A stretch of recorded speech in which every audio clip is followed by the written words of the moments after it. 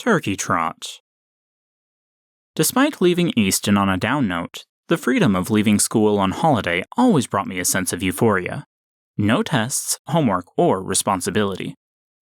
I carpooled to Boulder in the backseat of my cousin's sedan. His fiancée rode in the front seat.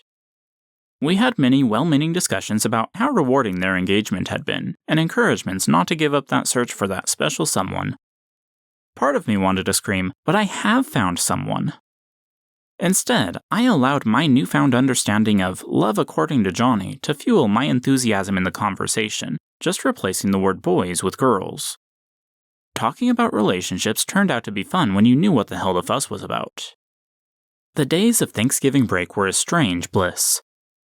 I was with my family, and, despite my anxieties with Easton, a weight had been lifted off my chest. My whole life, I had hated that part of myself that liked men. Now, it didn't scare me, and nothing could change me back to that state of anxiety, denying who I was, dreading marriage and family because I knew I would fail, worrying about keeping everything a secret. But now I had a new secret. I was gay. I was gay and it wasn't awful. In fact, it was kind of sort of great. Everything else in life was manageable because my biggest source of fear and anxiety in life turned out to be a joke that flew over most people's heads. Away from all my Provo problems, that suffocating blanket that had followed me for years fell away. I felt so liberated that even Dad and I were rebuilding our relationship for the first time in, well, forever. There had been this wall between us that, in part, seemed to have been buoyed up by the church. Dismantling that would take time enough to learn which sections actually were church-related. On day 2 of the Thanksgiving break, my stepmom and I had planned a lunch at a Mexican restaurant outside Boulder. As usual, Dad began trying to worm his way out of the event by twisting my intent in on itself. He entered my temporary room in my uncle's house with a pained expression. "We don't have to go if you'd rather just stay and hang out." My initial confusion turned to recognition. This was his go-to way of getting out of anything. I gave a weak smile. "No, I've been looking forward to it." Dad's face transformed into concern. "Are you sure? I just don't want to force you." Unsure of how to get off trial for being antisocial, I raised my shoulders. "I want to go." "Okay." "Do you want to go?" Dad's eyes flashed with helpless innocence. "Yeah, I'm fine to go." "It sounds like you're not," I said. "I just don't want to put any pressure on you if you'd rather just stay in and relax." The way he emphasized relax made it sound like the much preferred option. "Nope, I never said any of that. Let's go." I followed Dad and Ava into the restaurant. Bright pastel colors gave contrast to every surface and table.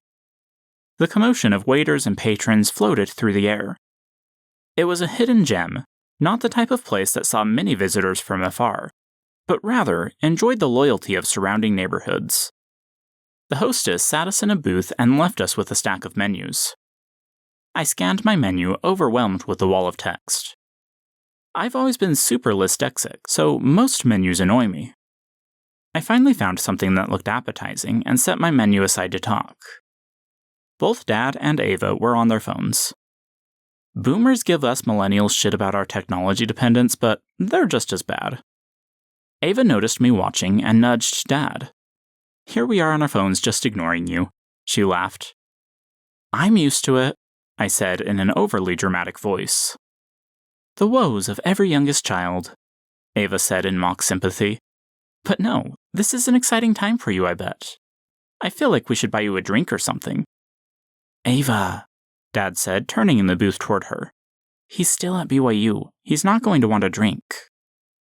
"Well, you don't know that, which is why I asked. There's no harm in asking, is there?" "It's okay," I said. "It probably wouldn't be the best idea at the moment, but thank you for the offer." "See?" Dad said. "I was just asking," Ava said in defense. "It's fine." I wished Dad would just shut the hell up and let me talk for myself. Things are just complicated right now, and I wouldn't want to make it worse. "And having a beer would do that?" Ava said. "BYU is super strict on that kind of thing," Dad said. I never would have thought about drinking when I was there. What else are you supposed to do for fun at university? Ava asked in outrage. They can't stop you from drinking. They sort of can, I said. BYU has this thing called the Honor Code, and every student has to sign it before registering for classes every year. And the Honor Code says you can't drink? Yeah, kind of, I said. If not explicitly, it at least says you have to follow church standards, which includes the word of wisdom. They tie the word of wisdom to your eligibility to study? So you could get kicked out just for drinking coffee? Ava asked in outrage. On its own, probably not, I said. But combined with being gay, which is explicitly forbidden, it just wouldn't look good. Then don't tell them, Ava said. I bounced my head side to side. That would have been the obvious solution, except Bishop Stoll already knew. I had to tell him to get him off my back for Claire. My balancing act had never looked so precarious. I don't plan to. You never know there, Dad said. In the past, they've even tailed students they suspected of being gay, and practiced electroshock therapy to fix them. Can we not talk about BYU? I asked, absurdly uncomfortable with the entire course of this conversation. We can talk about my life and stuff, I just don't want to talk about school. Okay, Ava said with a baffled look between us. How are things going with that guy you're seeing? Good. I stumbled over my adamants. I think. We see each other every few days, and I like him. Do you have a picture? Ava asked. On Facebook. I pulled out my phone and navigated to his profile. I handed it over. Oh, Ava said. He's cute. My face split into an uncontrollable grin. Yeah, he is. Minutes slipped away in conversation. We ordered, never pausing once in talking about my newly exciting dating life. It makes sense that you're gay if you think about it, Dad said once the food had finally arrived. You don't say. I wasn't sure whether to be amused or offended.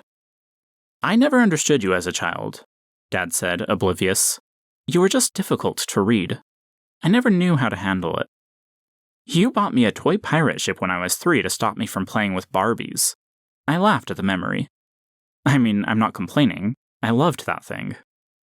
Oh yeah, Dad said, lost in fond memories. I isolated myself because I knew I was different. I wonder if you backed off for the same reason. That might be, Dad said in a surprisingly open-minded tone. Things were different for me then. I was so locked down. Yeah, I fidgeted in discomfort. His words could have described me just a few months prior. Are you sure you want to stay at BYU? Dad asked, like the thought of leaving was so simple. I mean, it's not the greatest place for anyone who doesn't fit their mold. Leaving isn't the solution. I stamped down my rising panic, unwilling to wrestle with this again. I wanted to stay. Why shouldn't I go to the school I want just because I'm choosing to learn about myself? He's not ready for that, Ava said, placing a hand on Dad's arm. And that's fine.